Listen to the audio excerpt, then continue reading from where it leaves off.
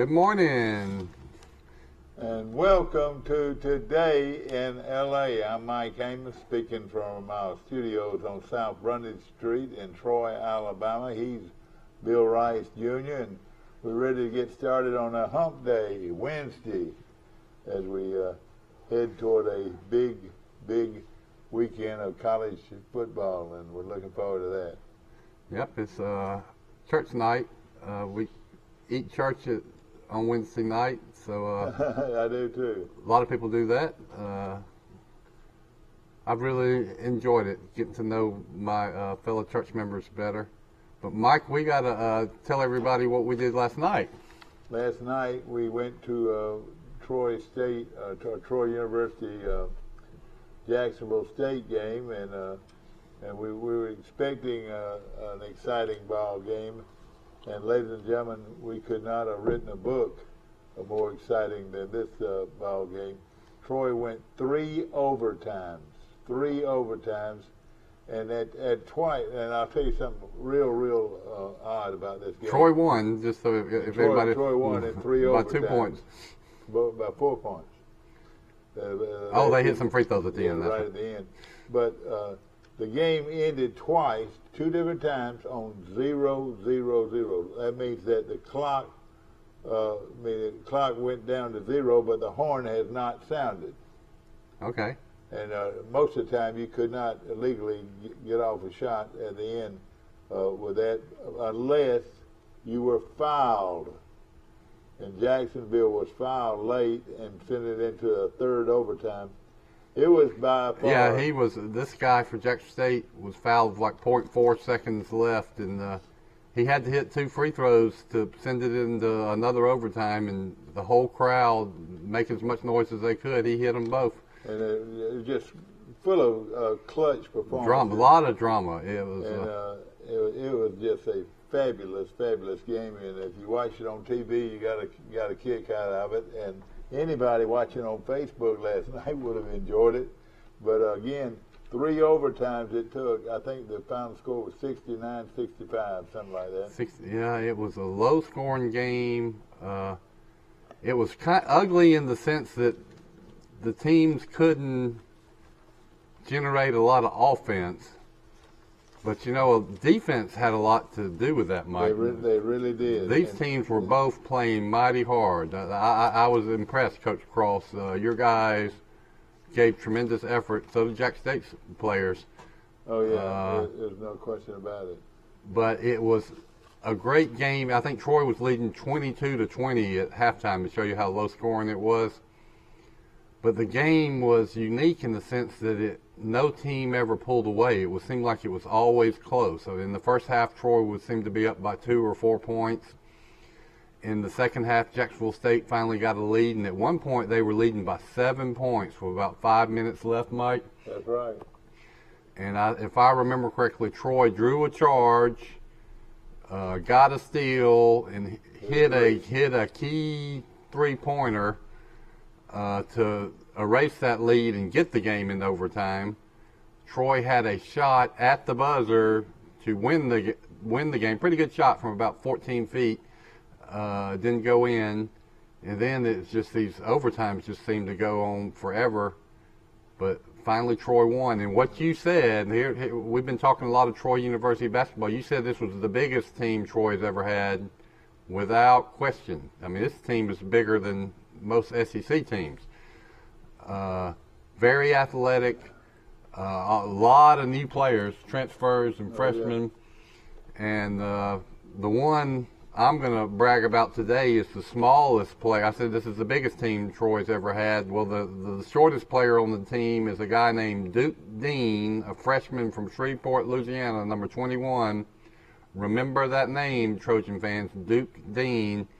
He's one of the most exciting basketball players I've ever seen at Troy. I agree, and I watched a lot of basketball for a long time, a lot of Troy basketball, and it's hard to Rocky Arsenault, you ever heard that name? Mm-hmm. He was probably, and you know what, he was a Louisiana guy himself, but he wasn't a tall guy, and I remember Rocky Arsenault being a great basketball player for Troy at that height.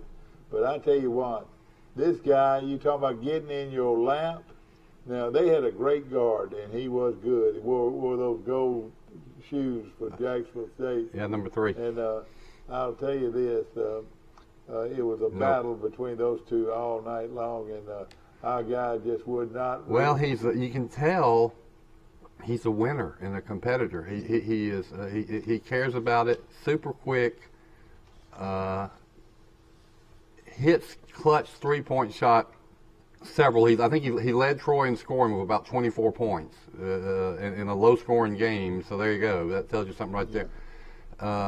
He's been averaging 6.5 assists coming in, and I don't know how many he had last night. He could have had a lot more because he would make good passes. And Troy had another thing that impressed me. Troy was getting good shots at the basket. Yeah, that's right. They weren't throwing up low percentage shots. They just weren't going in. You know, they were going in and out, and but Dean could have had a lot more assists if his teammates would have just finished the passes he gave to him. Now, in fact, some of the stats, and I picked it up from Troy Radio, and boy, what a great radio broadcast they had.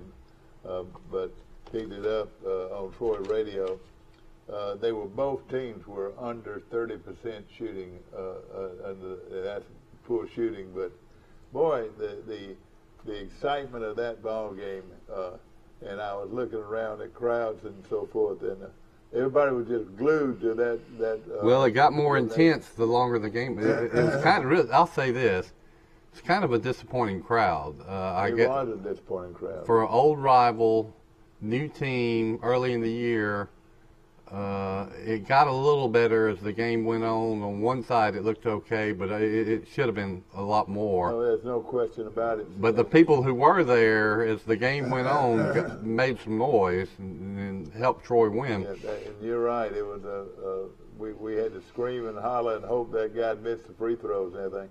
Let me show you a picture that on our screen. Well, it's not on our screen, but that's a picture of Troy at homecoming.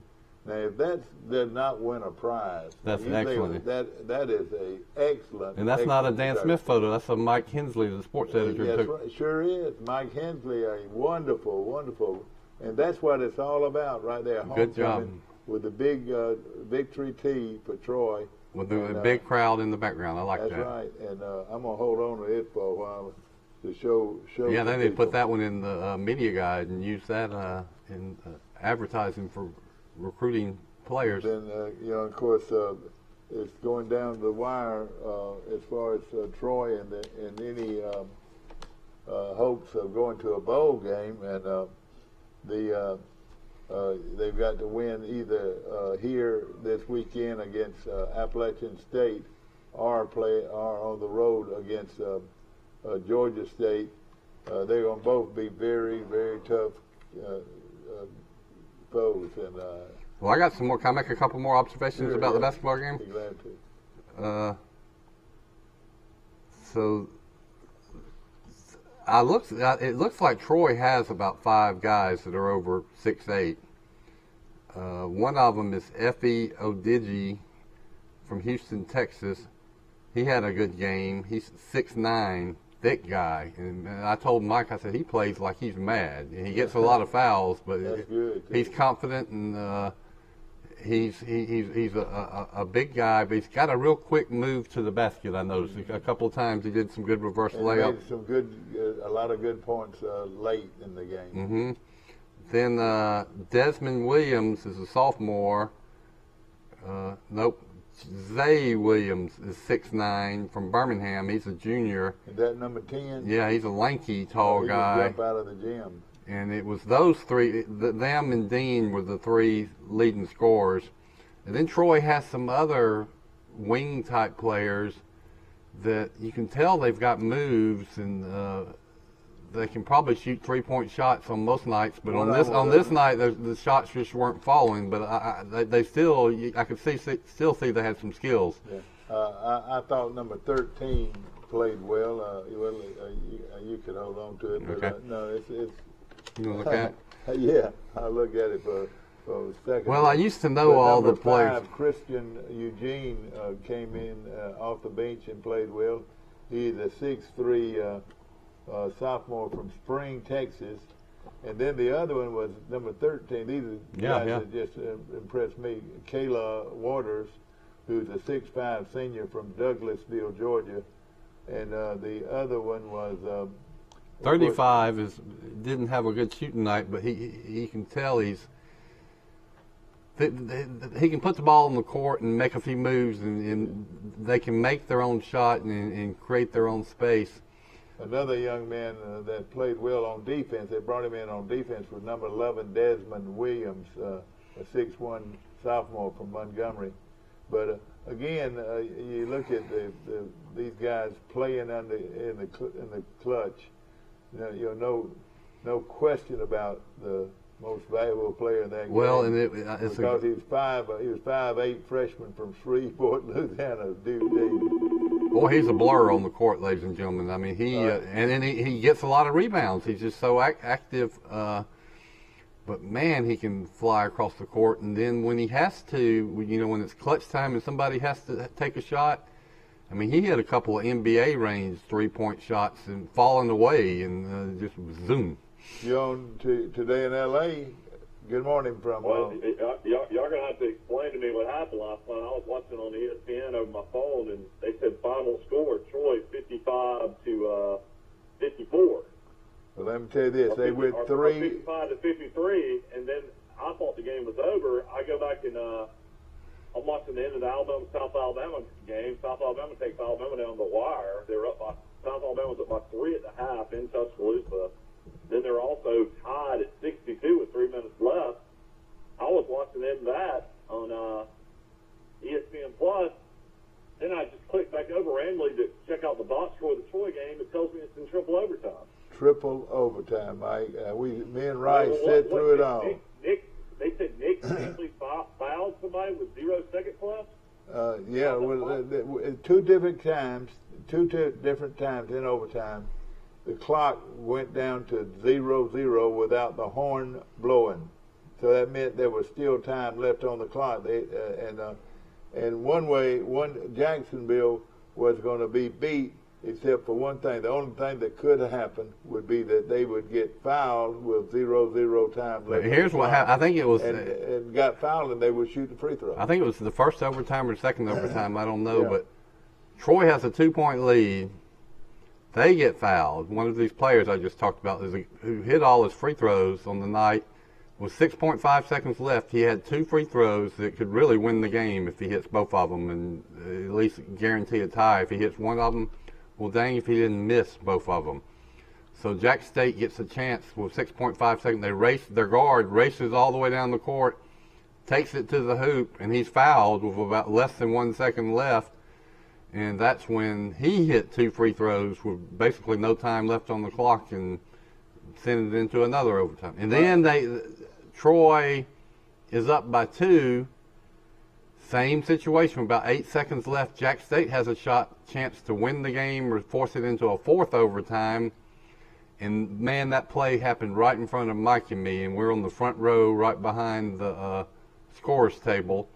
And Troy played great defense, and they got a shot at the end, but it was a desperation 3-pointer. I think it was an air ball. But have you ever heard? But then they put Troy's guys in line with no time left. Yeah, well, there was 0.3. They fouled immediately after he missed that. They fouled the Troy guy, but there's 0.3 seconds left on the clock. And the Troy guy hit both. And that's the 4-point difference. So we hit 2 free throws. I tell you what, I'm going to have to go back and watch that game on ESPN Plus. I wasn't able to watch it. I tell you what, anybody tell people how they could watch it, because there's some true basketball fans out there that wants to see a great basketball game. Me and Rice, we just couldn't get enough. It was just fabulous. Jack State's best player is the Troy transfer, Darian Adams. I know it. And 3 years. He played great. He's a kid from Carver. Yeah, he got 19 points. I told him that he was being sidelined right in front of me, and I said, and I had his attention. I said, "Why didn't you play this well when you were playing for Troy?" And he didn't say much of nothing. But after the game, I watched him, and he went to every Troy player and hugged their necks. And because he had played, like Rice said, a brilliant ball game. This guy's number 23, Darian Adams. He scored 19 points. He's a big, strong guard too. Big physical guard. Well, let me tell you what Jacksonville. I thought Jacksonville was well coached. They always had something to keep it going. But what they do, they would bring him out to the point and give him the ball, and it would be, and everybody else moved to one side. And they do screens. They do screens for him. Yeah, and they say 101, and he scored a bunch of points down the stretch. Yeah, Troy could use him, but I guess he had his reasons for transfer. I told him after the game he was hugging some Troy fans too. So yeah. I told him, great game. I noticed you did. Yeah, he led them. I think Jack State had 17 victories last year. Yeah, they're pretty good. Well, he didn't play for him last year, did he? Well, Jack State has some. Yeah. He's played for him for 3 years now. He's one of those 6-year guys. Yeah, I didn't know he had played at Jacksonville that long. Well, yeah, Jack State had a center that was their sixth man. He was 6'11". Then they had another guy that was 6'10", and then I'm looking at Mike's roster. Troy has 3 international players. They got one from Angola, one from Quebec, or maybe they got 2. Jack State had 3. This 6'11" center. Man, he was impressive too. He was from Slovakia. Maros Zalnak. Then they had somebody from France, and then they got somebody from London, England. So they've gone everywhere to get these players. Their coach Ray Harper used to be the head coach of Western Kentucky and took Western Kentucky to the NCAA tournament a couple times. I remember that well, and I was trying to remember exactly where he came from. Let me tell you this. He won several national championships. I think at Kentucky Wesley. Yeah. Well, and was real big friends with Troy's other staff. Cunningham coached for him at Western Kentucky. Yeah. Let me tell you this, and they had what was their number? The guy was so good for them. Do you know? Well, the former Troy guy, with the gold. No, the other guy with the gold. Oh yeah, that guard he was a fabulous player. He's the guy that hit the 2 clutch free throws. That might have been 0, Jalen Finch. Well, I tell you what, he was really, really good. But listen, ladies and gentlemen, out of all these big, tall guys we're talking about, the best basketball player on the court was number 21 for Troy. His name was Duke Dean. And they list him at 5'8". Mike, I bet he's shorter. He's 5'7". Duke Dean, 5'8" freshman. It looks like he's like a rock, though. It looks like he's real strong. Mike, he is, and it's, oh gosh, you talking about getting in somebody's lap on defense. And this guy was a great player for Jacksonville, but and only this guy, everybody's not gonna have a guy like this that's gonna go 1-on-1 with those guys, and he did. Boy, that was a recruiting. I mean, you wouldn't think you'd get somebody 5'7", but when he's that good. Shreveport, Louisiana. Duke Dean has scored 20 points for Troy. He played 52 minutes as well. Oh my gosh. 52 minutes. So that game took. I can't remember him ever going out of the game. Well, that was it was a 55-minute game, and he played 52 of them. Yeah. But Michael, tell us some more statistics. And then the other transfer is the big guy. What's his name? Augie. Yep. Yeah, that's right. Augie Effie. Effie Augie. 18. And he's from. Zay Williams scored 12. Eugene. What is it? Christian Eugene scored 7. Yeah, he's a good player. I think Troy's got about 9 players. Walters are holdovers from last year that played a lot. What you say, Caleb Walters is a holdover? Yeah, he's good. He's good too. I felt like 13 and 5. This Christian Eugene. Do you know much about him? He was a good player too. He's from the same junior college in Florida. They got Stanley from. I know that. Yeah, in fact. Well, I think Troy fans should start supporting this team. You're going to like watching them. Oh man. They play hard so far. They're big and they rebound really well. They block out and they alter shots. They're good on defense, and they've got a point guard that is electric. If you got a point guard and you got some big guys that can actually score, at some point you would think we're going to start hitting these 3-point shots we're missing. But yeah, Troy was atrocious from 3-point line, 5 for 27. Oh, they were terrible. And Jacksonville wasn't much better from 3 points. no. Jacksonville was 5 for 23. And so neither one of them hurt. But you know what? They took it to the hole, and but they'd be going full speed too now. These guards would so fast. Yeah, when you're right at court level like we are, you can see how amazingly fast these guys are. With Rice could not believe. How about the new 6'10" guy, Nate Sisminga from Montreal, Quebec? Is he a pretty good athletic player for Troy? Yeah, he didn't have his shot last night, but I noticed he's got some spin moves and fakes, and I can tell he's got some offensive skills. So I would expect that over the course of the year he's going to have some big games. And, well, Troy needs to get Duke Miles back, the guard from Montgomery that was so good last year. He's 6'2", 175. I wonder why he's not playing. Yeah, and he could really. I think he was in civilian clothes, so we need to find out. Maybe he averaged 9 points a game and 3 rebounds a game as a freshman. Out of high school, he was on that state championship team at Robert E. Lee. Yeah, I tell you what, we've got we've got some great basketball to look forward to, and I hope everybody will come on out and go ahead and buy you some season tickets, because this is going to be a great year. A lot of fun. Oh, and the venue, I've only been to a couple of basketball games since I've been back in Troy, but the venue is so nice. I mean, the theater type seating, and it's just for a 5,000 seat, 5,500 seat arena. There just can't be many that are prettier than Trojan Arena. And then we had the guard you're talking about, Duke Dean, is a freshman. He played 1 year at Panola College, so this will be his sophomore year. But he averaged 20 points a game in junior college. In one game last year, he had 43. Oh man! He scored over 30 3 times last year. Well, Rice, you noticed he was shooting a 3 from 3 or 4 feet away. I mean, long range 3 shots. And then he did it flat footed. You remember that? Yeah, and he's short, so he's got to have great moves to get his shot off. But he does. He does almost a fall away jump shot from 25 feet. He's not at all selfish. He probably should have shot more, because he was the only one that was hitting a 3. And and he can dish it too. I mean, I could see that he could have 10 assists in the game if we just finished these.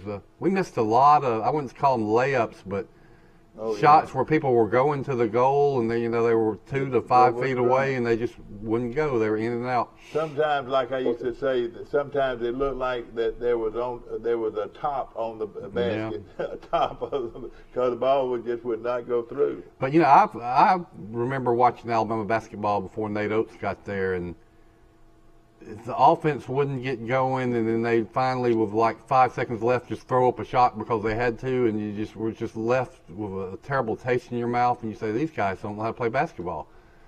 But when you see a team that's getting good shots, so I guess some games they're just not gonna go, but they're getting good high percentage shots. We had season ticket opportunities last night, and of course we took advantage of a nice meal before the game, and thank you, Mike Amos. Then we got in there early and was watching all the pregame activities and watching them shoot. Took Maggie and Jack. That's right, and boy, they had a big time, and there were a lot of their friends at the game. Gosh, there were a lot of young. The kids love it because they have giveaways and contests, and then they have the big screens are such a nice attraction because they'll point the cameras on the crowd, and you can see people dancing, and Maggie got on the big screen dancing. She's quite a dancer. Did Troy have a couple thousand people there? Yeah, we talked about that. Maybe I'd say 1,500, maybe. Yeah, maybe 1,500, but sure not a crowd that we need to have. I'll tell you that. I guess it was Tuesday. It was a weeknight and weird starting time, but I'll tell you that I'll make this observation. The last time I followed Troy basketball closely was in the heyday of the Maestri era at Sartain Hall. and Troy would play Jack State in Sartain Hall, which set, what, 3,000? Yeah, about that. There would be 2,800. It would be almost a sellout every time they played. Yeah. So there was a lot more people at the Troy Jack State game 25 years ago. Something Michael said is, hey, where is the airplane contest? You know, and you remember that, Ron? Paper airplane contest, yeah. And gosh, what fun that was at every basketball game. But I think if this team can keep playing hard, you know, when you've lost fan support, there's only one way to win it back. You got to win, and if they keep doing that and keep playing hard, I think the word will get out and the crowds will get better. Okay, ladies and gentlemen, Premier Dodge Chrysler Jeep and Ram truck on the bypass, the right-hand Troy, has got a Black Friday sales event that will kick your socks off. I'm telling you, a tremendous sale going on at Premier Dodge Chrysler Jeep and Ram trucks, and of course, right now they've got all their vehicles are clearance priced, and nobody, of course, as we look at it, the same old great opportunity with trucks and cars over 120 are out there, and pre-owned cars starting at $29.95, and yet they have a long list of vehicles over 15,000 that are under 15,000 for your choice of a great vehicle. But a huge sale going on. The inventory is huge, and we've got a great line of opportunities. And of course, no need to worry about right now. Black Friday goes on right now. Black Friday happens on Wednesday. That's right, and we appreciate them very much. Auburn football continues to suffer losses. Anders Carlson, the great kicker for Auburn, is now out for the year as well. So and that was a big hit right there. Hey, tell me about the Alabama-South Alabama game. I missed that. How much did Alabama win?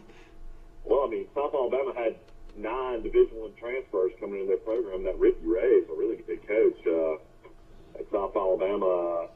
Alabama struggled tremendously. Their big guys did not play very well. And, you know, Gary's hurt. Who stays hurt. They're a real athletic big guy. Didn't play. And then, you know, South Alabama pretty much just, you know, was competitive throughout the game. It took a run late for Alabama to take a 14-2. I mean, a 14-2 run late kind of helped Alabama get a lead. But then South tied it up again. South is extremely athletic. I would imagine they'll be one of the top teams in the Sun Belt for sure. But Alabama didn't look like the 14th best team in the country last night, to say the least. What was the final score? 73 to 68. But how about that line was 20.5. Ooh, oh gosh, why is that? Easy money. And but Troy covers the line last night. Troy was a 4.5-point underdog. Jacksonville State at home. That's surprising. Of course, it took 3 overtimes to win it, but. Hey, listen. Let me tell you something. We'll see this South Alabama team twice, won't we? Then we can compare them to see how Troy does compared to how they did against Alabama. Of course, we were sitting on the best seat in the arena, and at one time we thought the 2 coaches were going to get after us.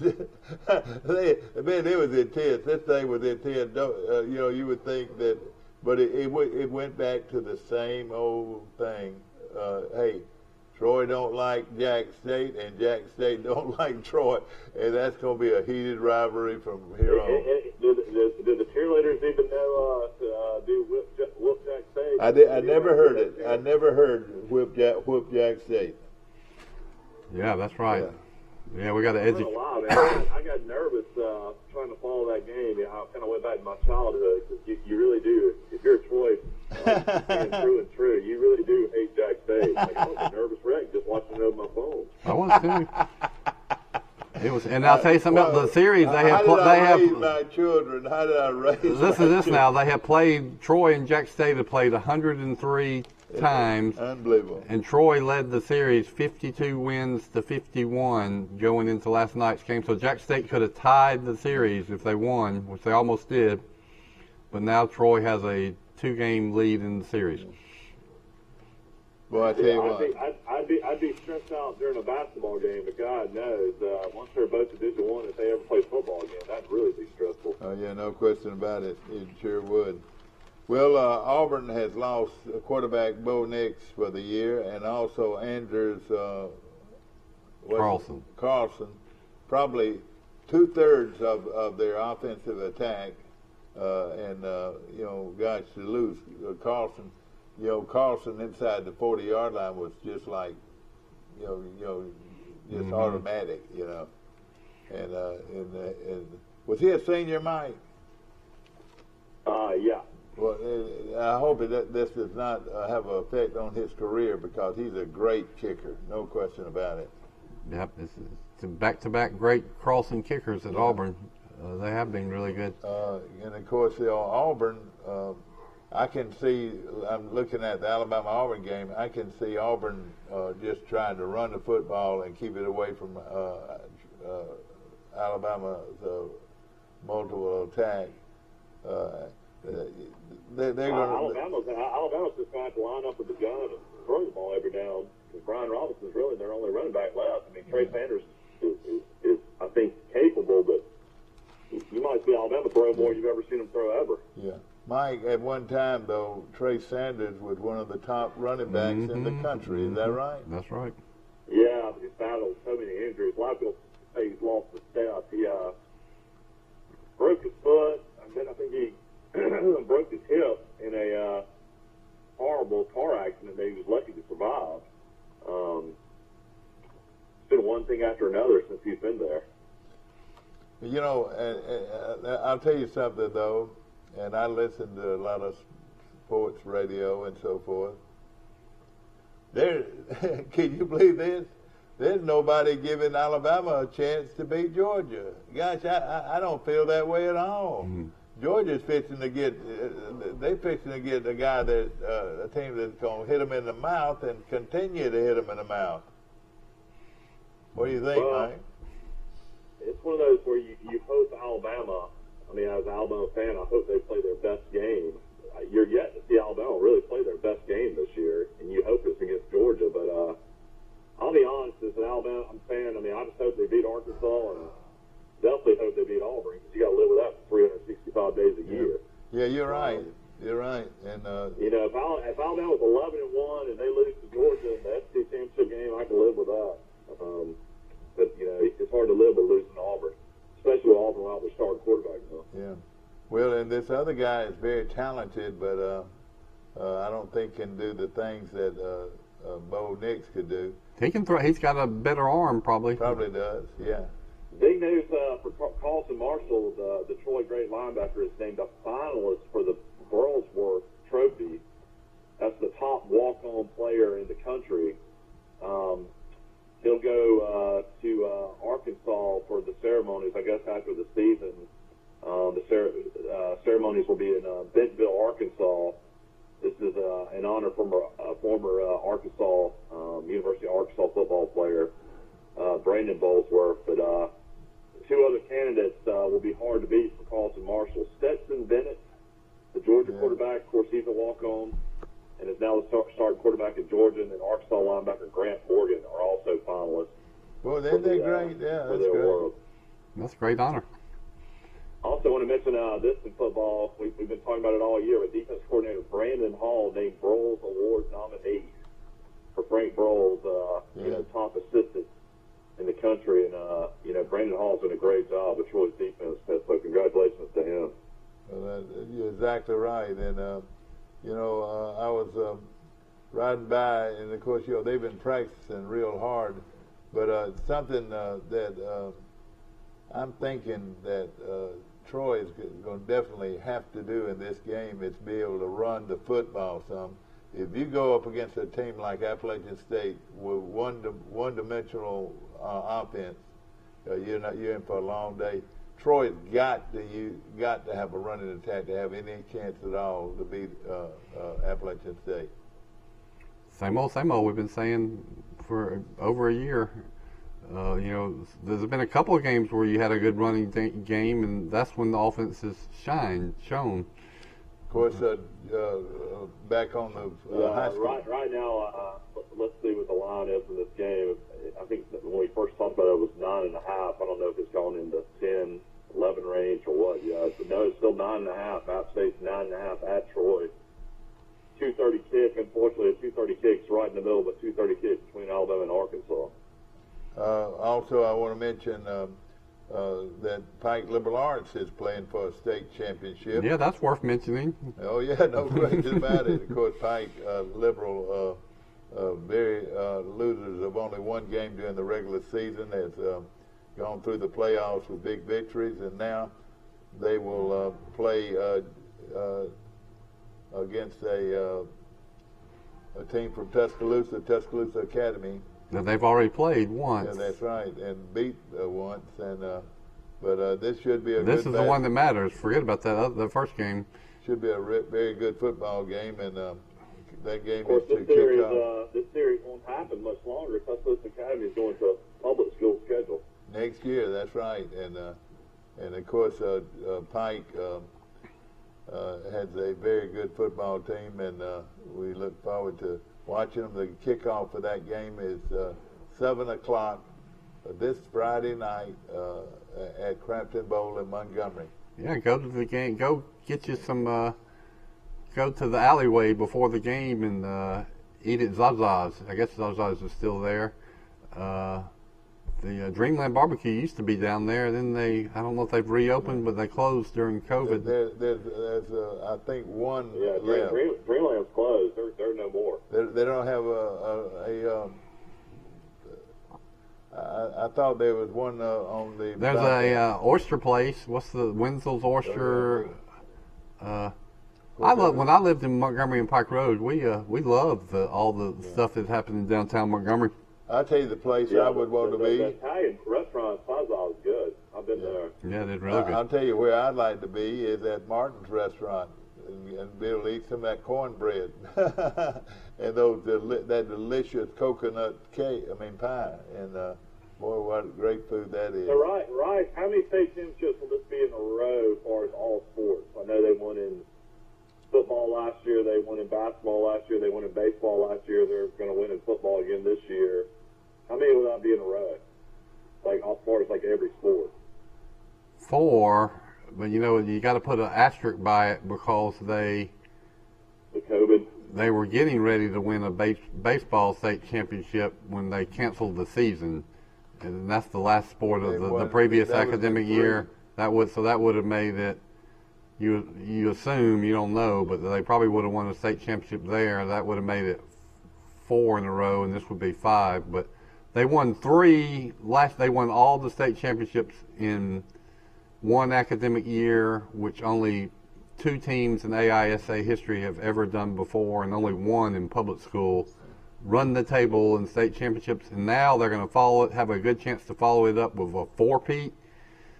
The basketball team, I haven't scouted them out, but heck, shouldn't they be the favorites to win in basketball too? Yeah, they're pretty good now. You're right. Yeah, the Coach Cross's son's their best player. Well, I would say you got a very good chance to get a 5-peat. Then that gets you to baseball season, where who's going to be the favorite? Pike. So you got a chance to get 6 in a row. Exactly. Which I would say is going to be a record that's going to be hard to beat if they can do that. Yeah. I'll tell you what, if nobody on that staff would not take that head coaching job, we talk about Cornelius and other people on that staff. I would go hire Chuck Dunn in a heartbeat. He's in Troy, Alabama. Chuck. I saw we were with Chuck last night. We had dinner. We had dinner with Chuck last night. And his son is a good basketball player. Yeah. And he goes to Ayrton. Yeah, it was good to see Chuck. He has coached at Troy, South Alabama, Jack State, and UAB.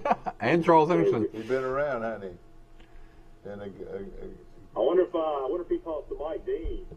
Mike Dean enters the 3rd round of the playoffs for Hillcrest Evergreen this weekend. Let me tell you this: Mike Dean has had some problems off the field, with some tirades and Tirades? Yeah, tirades. We've all had tirades. Have you ever had a tirade? But he has had a few, but he is a great football coach. I'm telling you, especially on the defensive side, he knows what to do, and he's been there, and he's got this team from Evergreen playing very good. That would be that'll be interesting to see what Pike LeBlanc does. Then the other interesting thing to see is if this new coach is going to continue this aggressive recruiting program in the future. So that remains to be seen. Yeah, and of course, I don't see Pike having any trouble at all winning their second straight. We don't want to jinx them. We don't want to jinx them. But on the field with the Jimmies and the Joes, they won by 28 against Tuscaloosa Academy. I think at Tuscaloosa. Yeah. If they just play hard, they should win. But don't take it for granted. And then they've lost their head coach in the semifinals of the playoffs. So that you talk about distractions, but if somebody can keep them focused and knows how to reach these kids and knows them, wouldn't you say it's Rush Hickson? That's right. And he's already led them to I guess we need to honor their cheerleaders too. They won like a national championship. So oh yeah, and they're good. They're real good as well. Well, they win. They have a state championship in AISA in cheerleading, and yeah, they win it every year in cheerleading too. I got 2 telephone calls. One of them, Danny Lee. Hear this. I need a Italian cream cake. Tell my sweetheart I need an Italian cream cake for Thanksgiving, and I'll be by to pick it up. When is the game of the week in college football might be UAB 7-3 traveling to play University of Texas San Antonio. They're 10-0, ranked 22 in the latest poll. Yeah. UAB could actually knock them out of the unbeaten team. There's not many unbeaten teams left. What is it? Cincinnati, UC, San Antonio, and Georgia. Yeah, what was the? I thought that game was in Birmingham. Is it in Texas? Yeah, I was wondering. It's in Texas. It's in San Antonio. Well, that would have been a good chance for UAB to get a good crowd. Surely they would have gotten a decent crowd with the number 22 team in Mike, the country. that's going to be a heck of a game. I can't see UAB winning it, though. Well, Texas San Antonio was trailing Southern Miss in Hattiesburg late into the fourth quarter the other day, so maybe they're not playing their best ball right now. I can see UAB beating them. Mike, does it surprise you that Southern Miss is having such a poor season? Well, I knew it was going to be a developing year. A lot of guys transferred out of there, and Hall, it's pretty much time to start all over again. And I think he's a good coach. It's just going to take him a while. A very strange line here as well is Missouri 5-5. They beat South Carolina. Florida's 5-5. Barely beat Stanford. Florida's a 9-point favorite at Missouri. Yeah, you're right. But now let me. Florida 9 points at Missouri. Missouri's usually pretty tough at home. Yeah, but hey, you know what they're looking at? Florida scored 70 points. I don't care if it was to Stanford. They scored 70 points the last time they were out. They're pretty good on offense. Yeah, I think they had 700 yards offense. So another interesting game here that you don't see much. BYU, of course, that's Brigham Young University. They're having another great year. They're ranked 14th, 8-2. They will travel to Statesboro to play at Georgia Southern this weekend. And that is a big game for Georgia Southern to get them to come to their place. Isn't BYU coming to Troy in the future? Yeah, last year. I mean, no, we played them out there. No, it's not going to be until 2026. But they're coming to Troy? Yeah, they are. How about that? I mean, BYU coming to Troy is a big deal. Any other big games coming up? This is a funny story. We're trying to get tickets to the Alabama Ole Miss game next year in Oxford. My wife and I, because my wife has a lot of friends from Mississippi State. They're Ole Miss fans too, and they can get us tickets. But we're trying to find rooms. The average cost of a room in Oxford, Mississippi, as far as a hotel or an Airbnb or some kind of rental house or anything like that, it's like $600 a night. Oh my gosh! Isn't that unreal? $1,200 if we wanted to spend 2 nights in Oxford. And I told my wife, I was like, why are we going to the Alabama game? I was like, Troy opens the season with them. First game of the year, September 3rd. Let's just go see them when Troy plays over there. Yeah. Troy plays Lane Kiffin the first game of the year next year? Yeah. Awesome. Labor Day weekend, Troy opens up at Ole Miss. Next year. Is Corral still going to be there? Probably not. Probably. No, Corral will be a first-round pick. He'll be gone. He'll be gone. Michael, let us know a few other, while we were talking about this, tell us some other games that we have to look forward to. Well, another big game will be Baylor. They're coming off a big upset over Oklahoma. They'll be on the road playing Kansas State. Kansas State 7-3. And they run that option too. Baylor runs the option. Baylor right now is just a 1-point favorite. With Troy? Auburn. No, he's talking about this weekend. Auburn could be on potential upset alert as well. Auburn 6-4 travels to play at South Carolina. Auburn's just a 7-point favorite at South Carolina. I think your dad was talking about big, exciting games in Troy's future in the next couple of years. So we got. I mean, Troy's biggest game next year. Well, they'll host Army at home. Right. Army at home, but Army is a tough team. So we got Army at home, and we're playing Ole Miss in the Grove. And then Troy will be on the road going to Bowling Green, Kentucky to play Western Kentucky next year on the road. Yeah, that'd be a tough one. But that's a fun trip, though. You can stay in Nashville, and actually we stayed in Bowling Green 3 nights one time. Bowling Green downtown and area is pretty fun too. Mm-hmm. That's home of the Corvette, and my buddy Boutwell, he loved that because it's the home of the Corvette Hall of Fame. Isn't that right? Yeah, South Alabama is on the road this weekend as well, playing Tennessee. South Alabama is going to play a very hurt and injured Tennessee. Yeah, they could beat them. Tennessee is a 28-point favorite. I would imagine Tennessee will score at will on South Alabama. Well, I'll tell you this. I really believe South Alabama will play them within those points. I really do. I don't know. They're coming off a game against Ohio State where they got beat 31-7. I mean, Desmond Trotter's just not near the quarterback Jay Bentley was. Is Bentley gone for the year?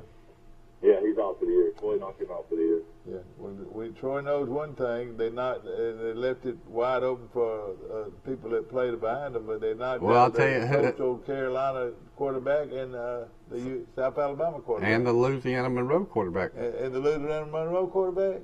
Yeah, we never found out what happened to him. He punctured a lung somehow. Louisiana Monroe. You're right. Rodriguez and that's 3 of them. I tell you what, if you want to go get excited about a player, a class act player, go listen to Troy's interviews. That Javon Sullivan kid out of Tallahassee, he was getting interviewed yesterday during the press conference, and he's talking about a first class kid, man, that you really want to pull for. He was awesome. All right, and tell me.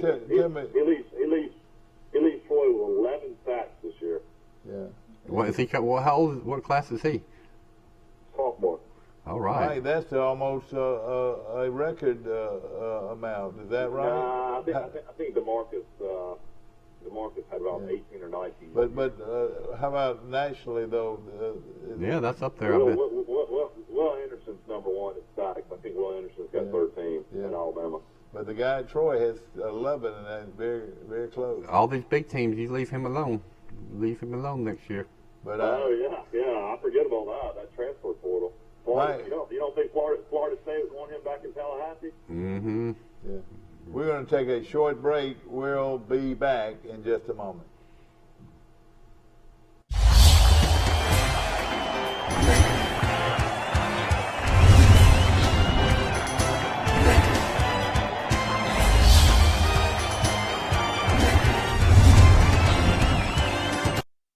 Are you a driver trainee just finishing school and want to drive an automatic truck? Then call Wiley Sanders Truck Line. Right, Fuzzy? We have automatic trucks. That's right. And we will reimburse you for your driver training. No pets? Not at Wiley Sanders Truck Line. At Wiley Sanders Truck Line, we thought of everything. We thought of the kennel for your fuzzy friend. Right, Fuzzy? Tell them about it. Wiley Sanders Truck Line, Troy, Alabama. Come drive for the best today. Wiley Sanders Truck Line. Wiley Sanders Truck Line. Tell them, Fuzzy.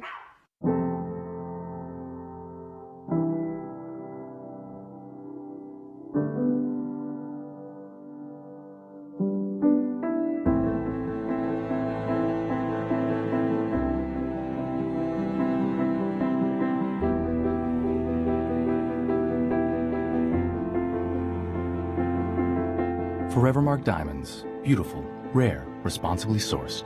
Available at Marguerite's Exquisite Jewelry.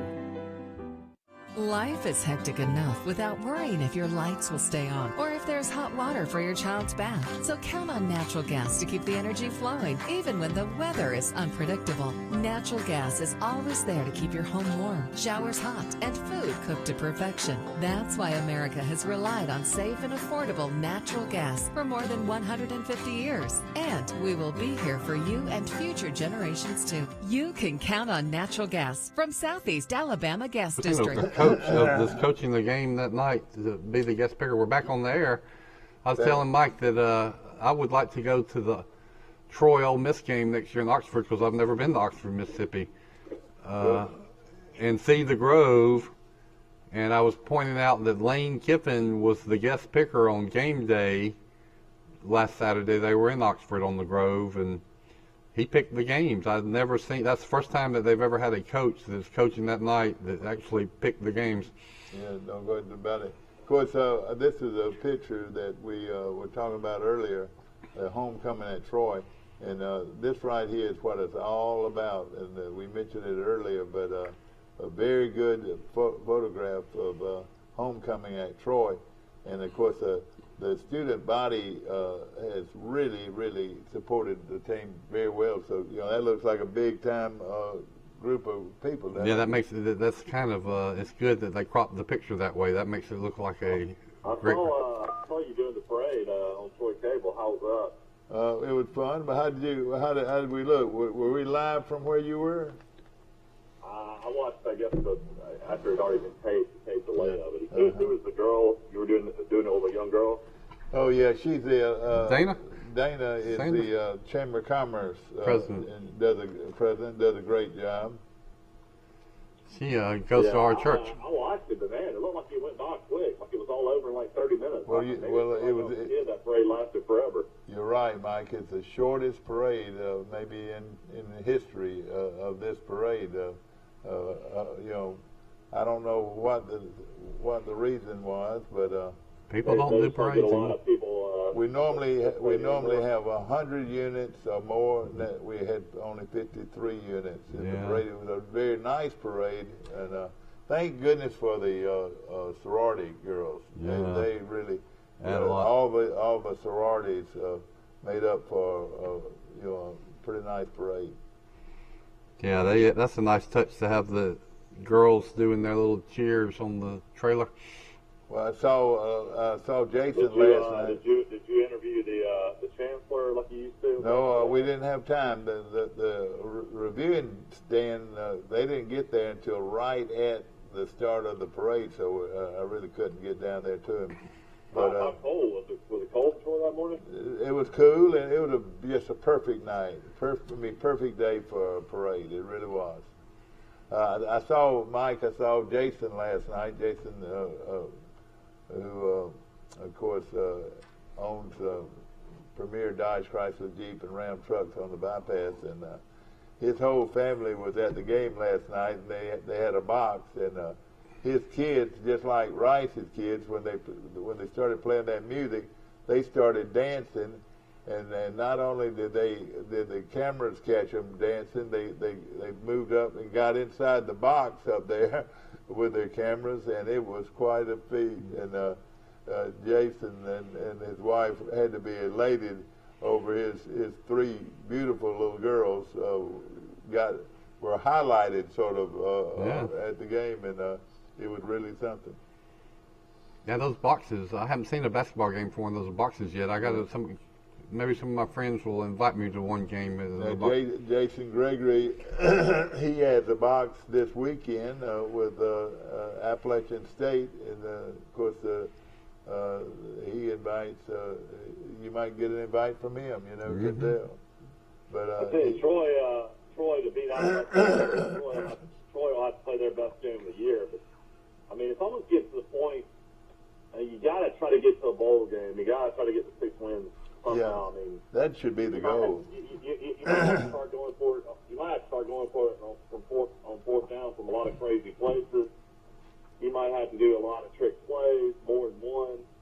I mean, for Troy to beat Appalachian State's going to have like 2 or 3 turnovers, and Troy's going to have to play their best game that they've played since Lindsey's been the head coach. And ladies and gentlemen, I brought this up yesterday. The quarterback at Appalachian State, who's thrown for over 2,500 yards, has Troy sort of like a Troy flavor.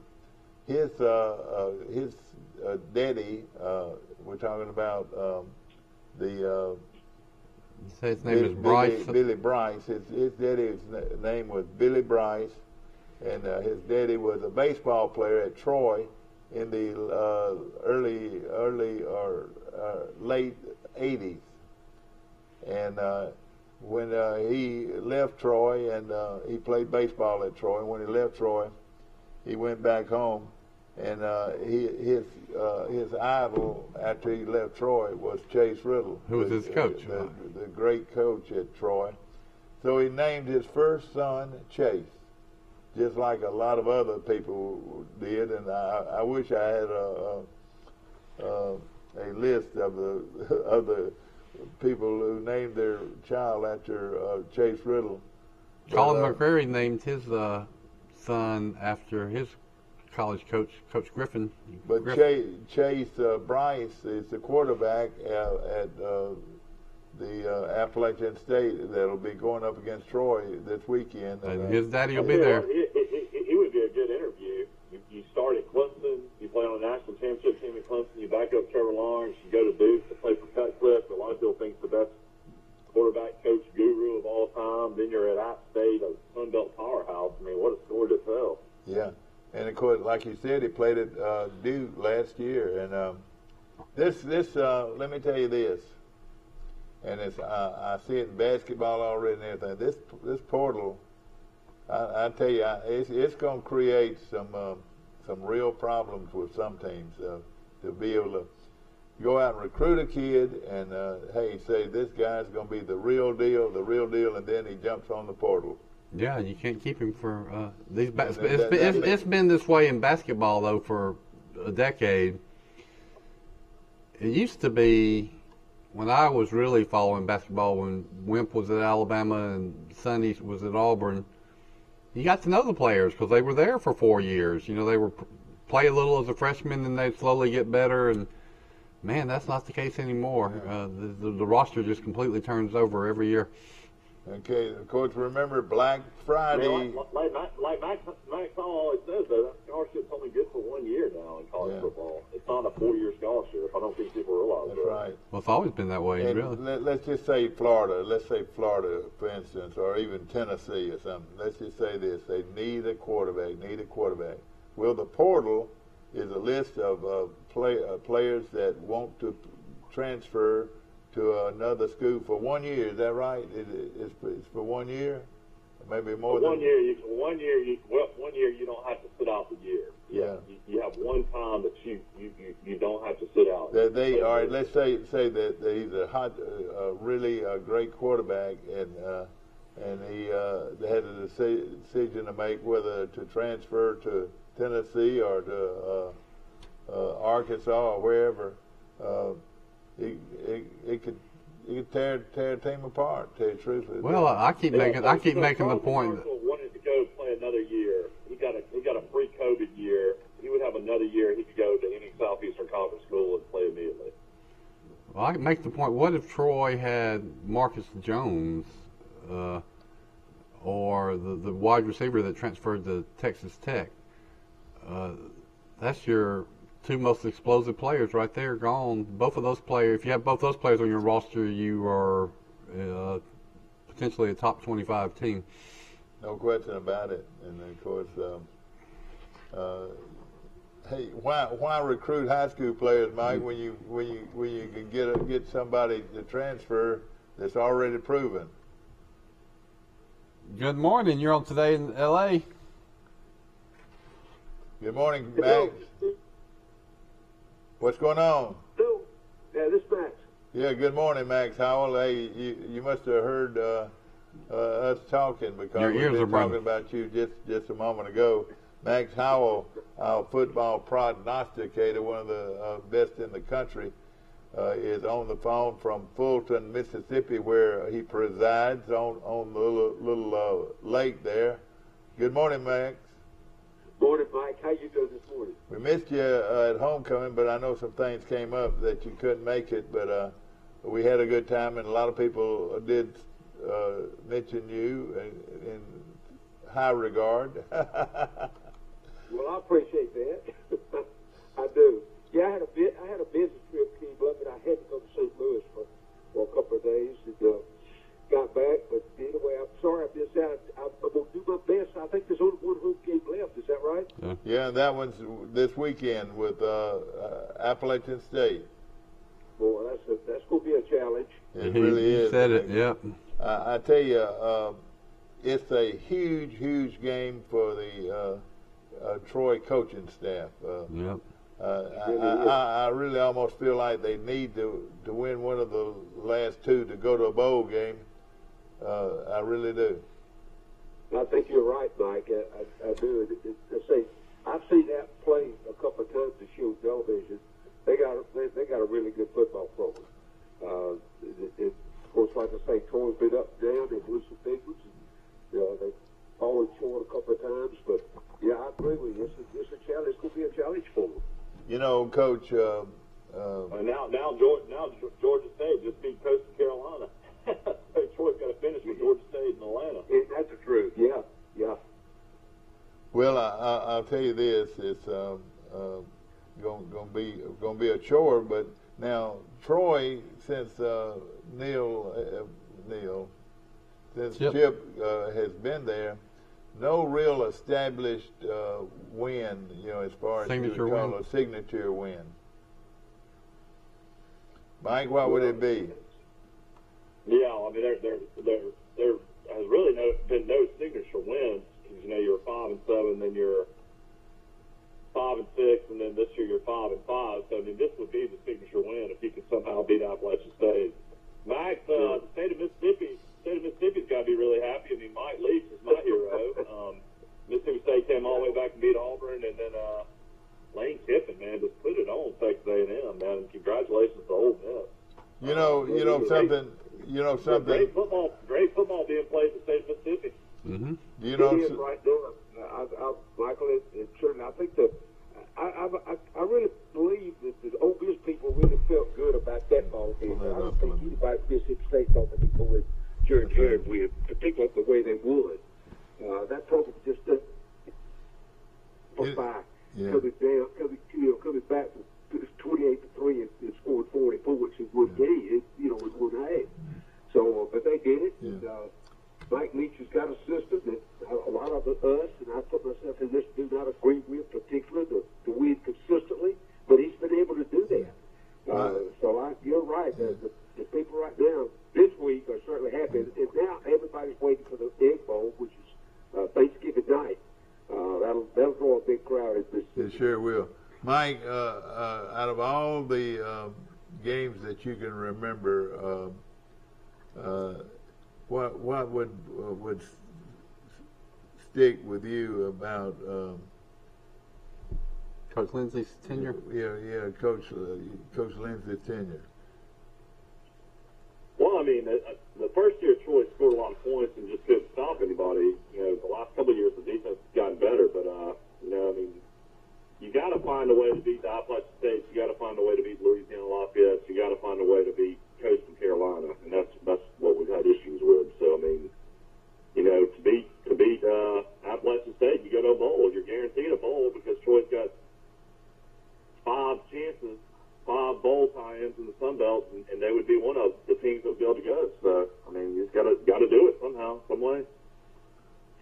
Guys, it all starts with recruiting, though.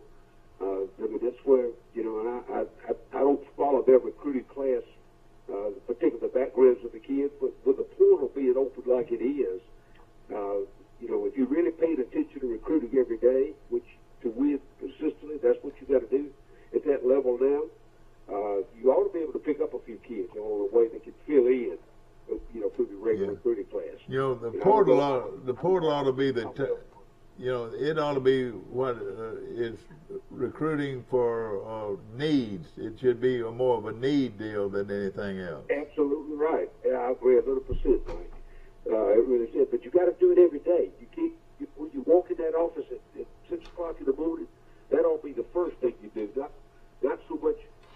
We know you got to get ready for the next ball game, but that recruiting thing has to go first. Well, how do you? On top, that's exactly why they stay on top. How do you? It's a different animal than you were used to, and you used to be a recruiting coordinator. Because aren't there rules that? How you recruit these kids? They got to first be in the portal before you can even contact them. And what I hear a lot of stories about that, they're saying that a lot of these kids, they get around that by they get their friends to talk to them, or they use intermediaries to say. Right. There are all kinds of ways, and if you put, it's the work. And again, it's the concept of the same deal that we can use back when we would it down there. Is that we, in Georgia and Alabama and Memphis State and Auburn and all these schools, we have made contact with friends of his all the way to let him know if there's going to be a kid that's already disgruntled or wants to leave. That doesn't necessarily mean we took every one of them by any means, but we could pick and choose. We kept an active list of all those universities and where those players were. Remember we got Sim Bird. Sim had already transferred, but the reason he left Georgia because Vince Dooley put him on the defensive side of the ball. It still holds records there as a quarterback. It's by far won the national championship for us. So the concept is still the same. It's just that the mechanics of getting them there are a little bit different.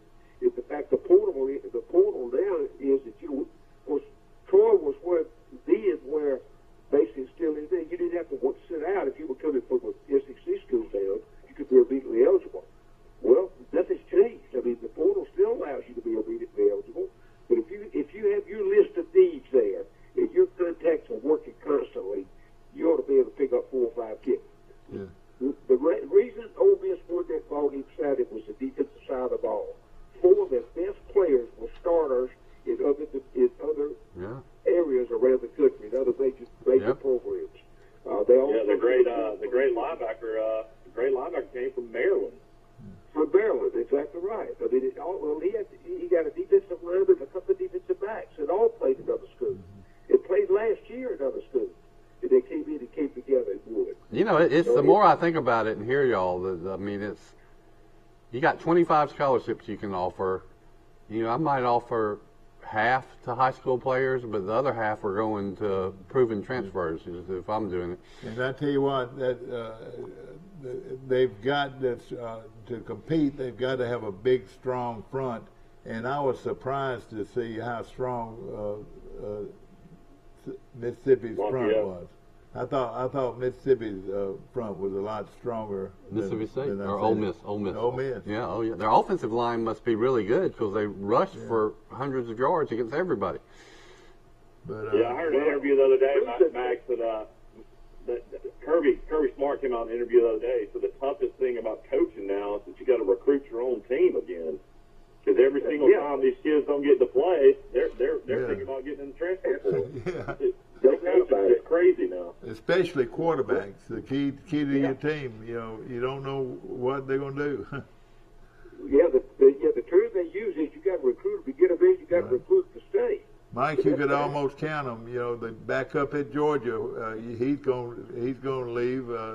Nate Oates told a story about one of his basketball players that illustrates this point. That some guy, first he thought he was going to go to the NBA draft, and then he decided, no, I'm not going to do that. Then he said, I'm going to the portal. He put his name in the portal, and he was re-recruited by all these teams. And Nate Oates had to go out to California and talk to his parents and convince him to come back to Alabama. So he completely he was re-recruiting the player that was already on his team.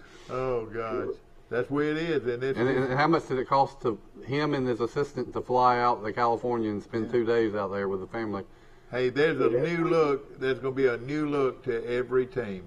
when the next fall starts. Well, look at this Troy basketball team that we spent the first 30 minutes talking about. I mean, you're right. Michael will know it, but I would. How many of these players are new, Michael, on Troy's basketball team this year? About 8 I think they brought in about 5 or 6 guys. transfers. You know, the one. Four, I think 4 were from Division I program, Division I transfers, and the rest were junior college. You know, Nick Stampley, number 24 for Troy, was the most noted returning player. Yeah, him and Walters had both been there for two years before this year. Okay. Just like you'll have 2 or 3 players that were recruited out of high school that stay with you for a couple of years. Well, how do you do it? How do you separate the recruits out of high school and the portal? I think it's going to be. It's got to hurt the high school players because they're not going to get as many opportunities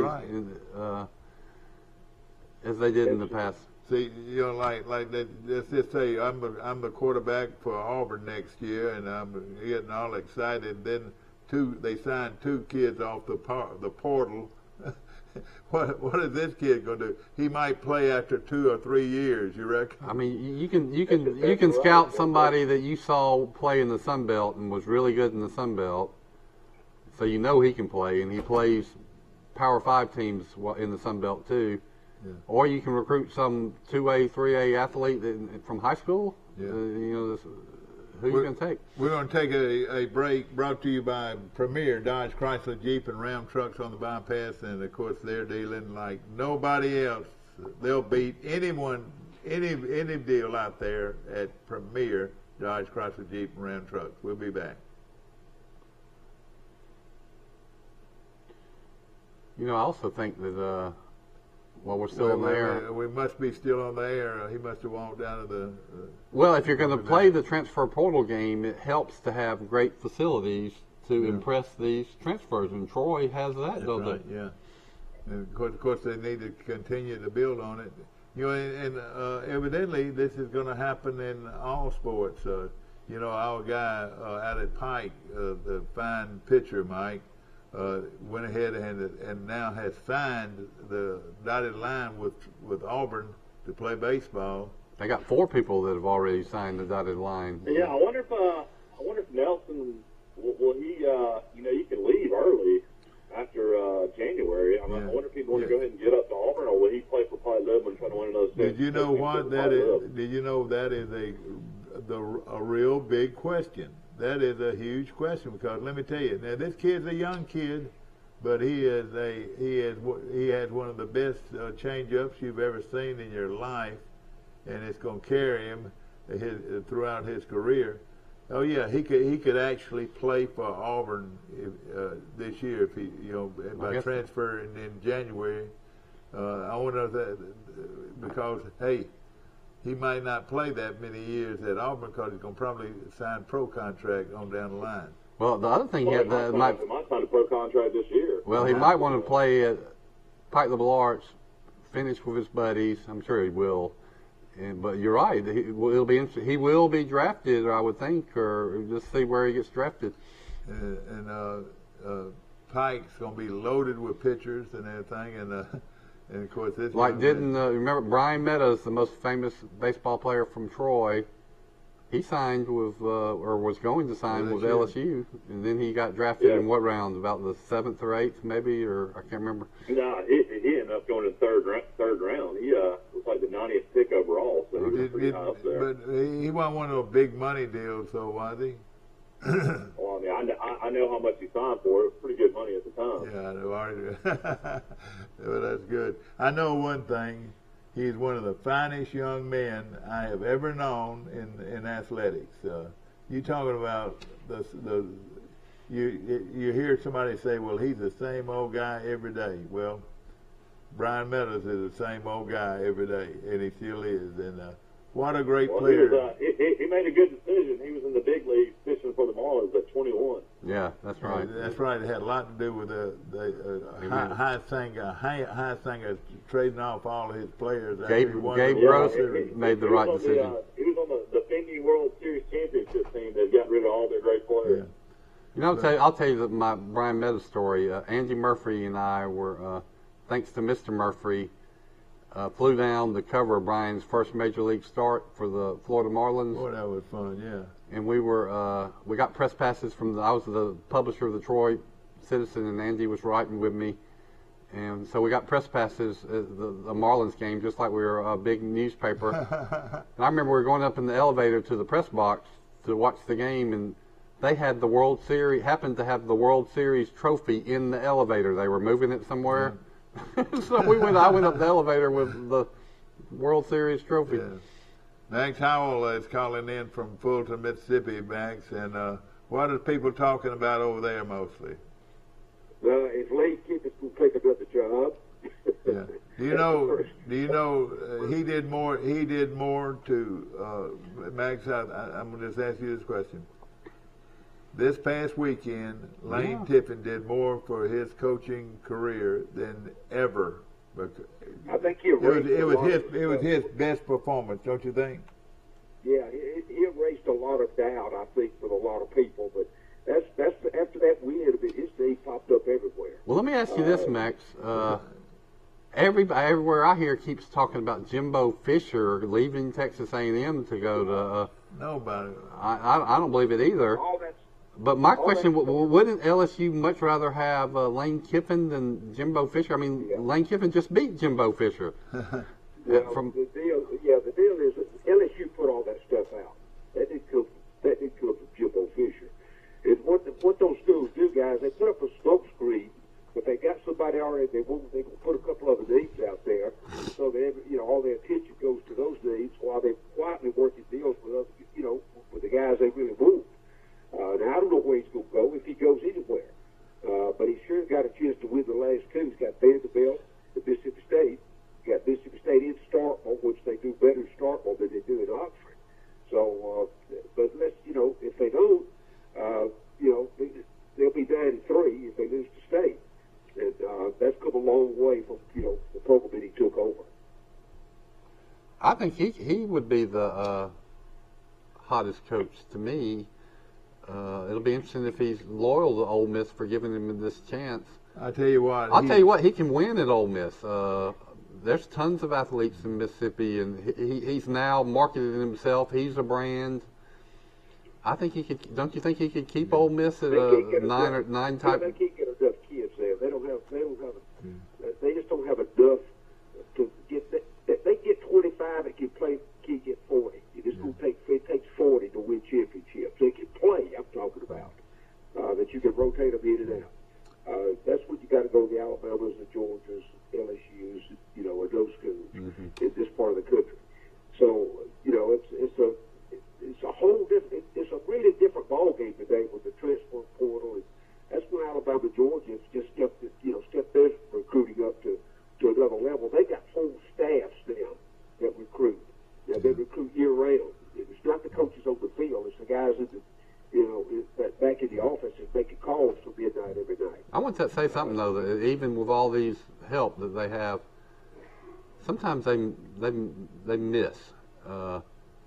I've watched one player that committed to Alabama this year that he can't play. He is not going to play at Alabama. And then I'm looking at last year's recruiting class was supposedly the number one in the country, the best of all time. And I'm looking at this year's Alabama team, which is not too hot, and there's one freshman on that team that is even playing. So I wonder if some of these recruiting classes are overrated. Max, who's the big money folks at Ole Miss? Who's the biggest donors? They got a couple of doctors that are involved with it right there in Fort Walton Beach. Is one of the biggest ones down in Holloway. They got attorneys that that's got big contributions. As opposed to where Mississippi State's got the big farmers in the Delta. And about the combination is about the same, to be honest with you, as far as their contribution is concerned. You know what? Last week. You think Lane Kiffin will be making about $7 million next year if he stays at Ole Miss? Maybe $8? No, they won't pay that much. He may get to 5.5 or 6. Maybe he's at 4, about 4.3 or 4 now.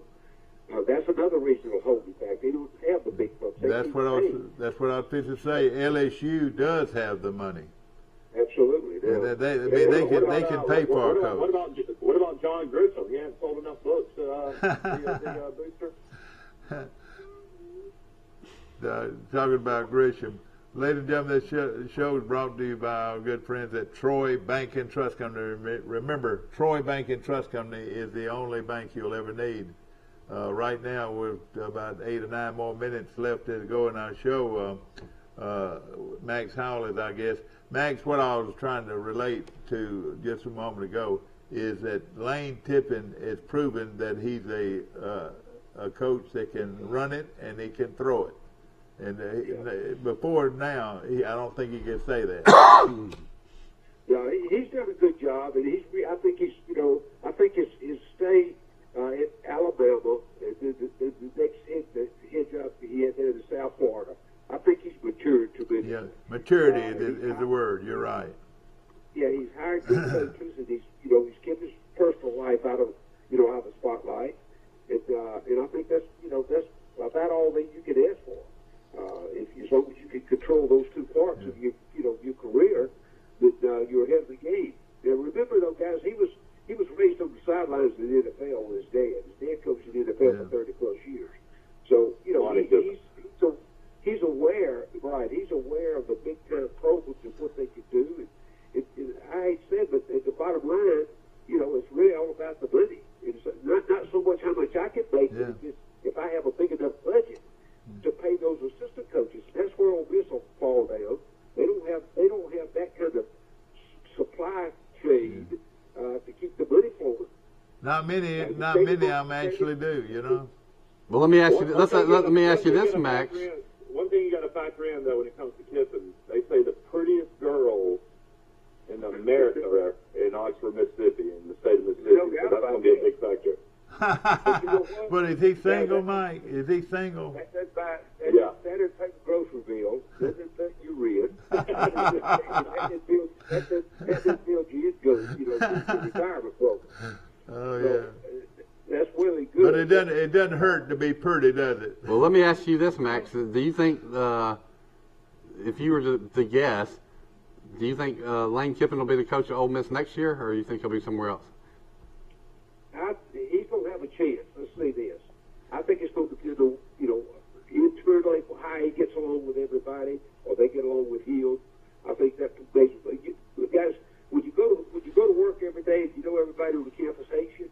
In a lot of situations, it's like that because of the money those guys make, as opposed to some tenured professor, that's got a PhD that is controlling the department head. All right. Those guys, they got as big egos as coaches do, by the way. All right. Those are the internal things that we don't know about. Max, one thing about it, if it's not Kiffin at LSU, who is it? Well, I'm going to tell you the rumor, the last rumor I heard this week, last Tuesday, a week ago yesterday, Lincoln Riley flew over from Oklahoma to interview at LSU. So that's another thing that just popped up that they kept pretty quiet. Well, Max, somebody like that, whether it's Michigan State's guy or, where else they go, they're going to have to go after a big name to help. Max, we're about to go off the air. Let me ask you this: what's for dinner? Well, we got time. Wouldn't that be something if the Oklahoma coach Riley? Oh, I'm sorry, we do have 5 minutes. I'm sorry. Riley, his team's coming to the SEC, so he's going to be in the SEC anyway, and then he just leaves Oklahoma and goes to LSU. That would be shocking, but it could happen. You got to know, look, guys. You got to know there's some internal problems there. With the second ball game of the year, you beat your number one Heisman candidate, play quarterback, and start a freshman. You got to know that you got the internal problem somewhere. So that was the first indication to me. And remember how he got the job. He got the job when Bob Stoops retired or resigned in mid-season. And he was the offensive coordinator. There's some other things that go on at those universities that the public never knows about. So internal mechanisms. I don't feel like there's good enough coaches out there to fill all these jobs that are open right now. There's just going to be more and more jobs that come open. I mean, a lot of these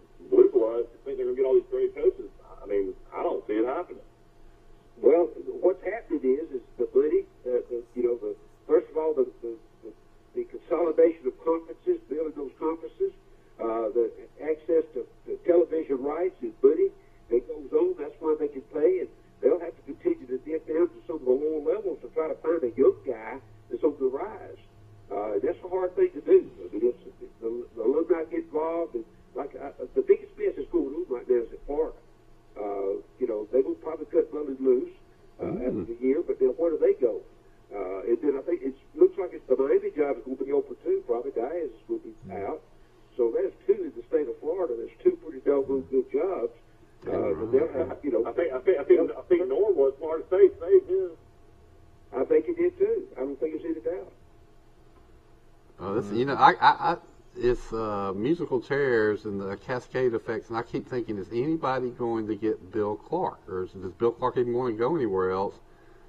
Because if he did leave, I think that would sink UAB, and I've got biased reasons. I want Troy to be stronger than UAB. We recruit against them, and that would almost be the death knell for the UAB program if they lost Bill Clark. I don't believe they're going to lose. But I think you're right. I think he's happy there. He's making over $1 million a year. But normally, any coach that has his record at such a program with so few resources and support would be at the top of everybody's list. Max, of course, with the Thanksgiving coming around, tell us where you're going to be cooking. Well, you know, it will be right. We'll take a couple of days off. Certainly the ball game up here in this part of the country will dominate what goes on Thanksgiving Day. It's Egg Bowl on Thanksgiving Day? Yeah, Thanksgiving Egg Bowl. Yes, boy, that's going to be a great game. Right, yeah. And it certainly, everybody will have, I can guarantee the Grove will be full of turkeys. And there's some walking around, which we know already, but most of it will be served that day. You know, it'll be traditional. I know I'm going to Wednesday night. I'm going to a big family gathering with my friends of ours here. They already seen the menu. It's turkey and ham, and they'll have certainly the dressings and all the sides. They'll have baked beans, and they'll have green beans, and they'll have casseroles. You're making me hungry. So, well, Max, I'll go eat and eat, and then lay there and take a nap. Well, it sounds like wonderful. We need to get Barber's Eggnog as a sponsor, Doug. I drink about 20 cartons. I know, you're right. We sure do. That's a great drink. I love the eggnog. You ever put anything in that eggnog? I guess you do. Oh, boy, yeah. Yeah. Yes, sir. No question about it. Max, you know, it's the truth that Mississippi State might have the best offensive coach in America, wouldn't you think? Well, you know, stats, you know, he certainly does that, but there are ways to stop that. To stop that offense. Alabama proved that. Make it one-dimensional, is that right? Yeah, they rarely ever run the ball. They're going to throw 60 times plus.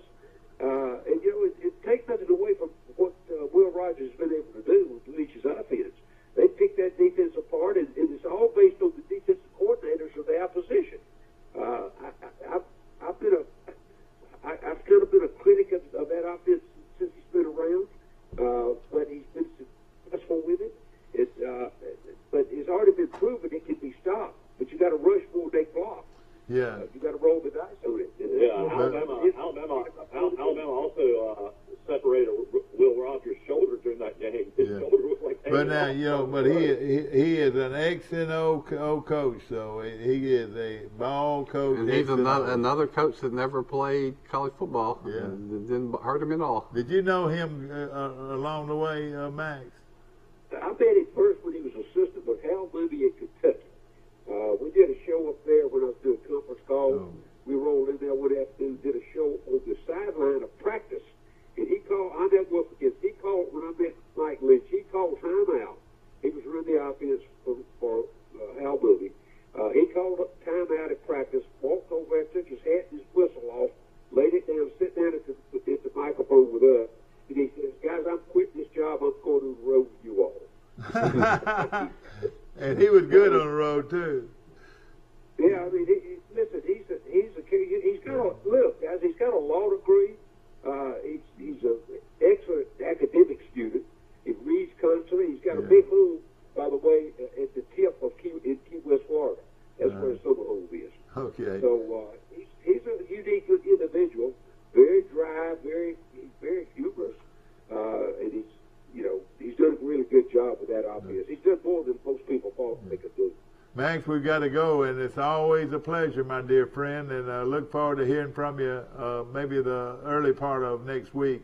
And, of course, if we don't catch you, happy Thanksgiving. Thank you so much, guys. Take care, my friend, and go Egg Bowl, go.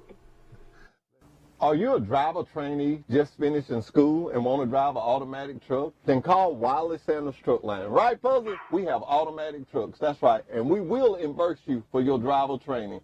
No pets? Not at Wiley Sanders Truck Line. At Wiley Sanders Truck Line, we thought of everything. We thought of the kennel for your fuzzy friend. Right, Fuzzy? Tell them about it. Wiley Sanders Truck Line, Troy, Alabama. Come drive for the best today. Wiley Sanders Truck Line. Wiley Sanders Truck Line.